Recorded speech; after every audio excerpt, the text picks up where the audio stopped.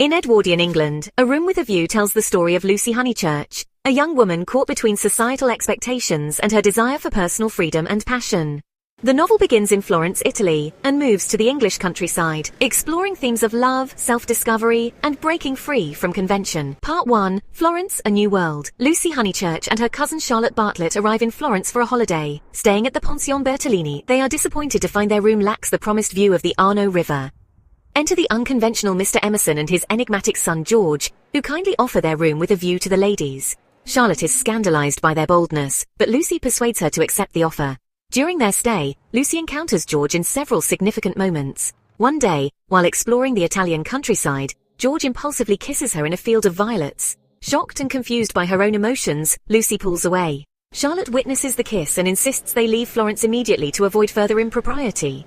Part 2, England. The return to convention. Back in England, Lucy resumes her life of polite society in the rural village of Windy Corner. She becomes engaged to Cecil Vyse, a snobbish and intellectual man who prides himself on his refined tastes. Cecil sees Lucy as a symbol of art and culture rather than as an individual, and their relationship feels stiff and unromantic.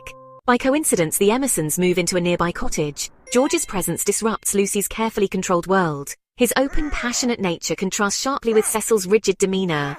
George confesses his love for Lucy, urging her to follow her heart rather than conform to societal expectations. Lucy, however, denies her feelings for George and tries to suppress her inner conflict. She breaks off her engagement to Cecil but tells herself she plans to travel to Greece to avoid dealing with her emotions. Part 3. A Room with a View. Before Lucy leaves for Greece, Mr. Emerson confronts her, urging her to be honest with herself. His words strike a chord, and Lucy finally admits that she loves George. Abandoning her plans, she chooses to follow her heart. The novel ends with Lucy and George returning to Florence as a married couple, staying in the same room with a view that first brought them together.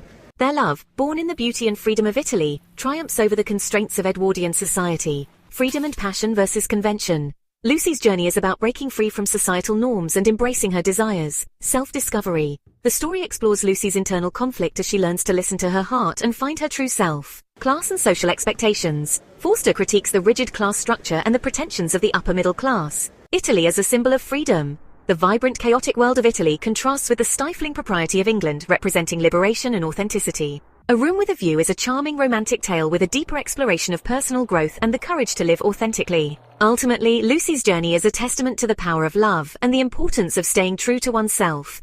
The novel leaves readers with a sense of hope and the belief that true happiness comes from following one's heart.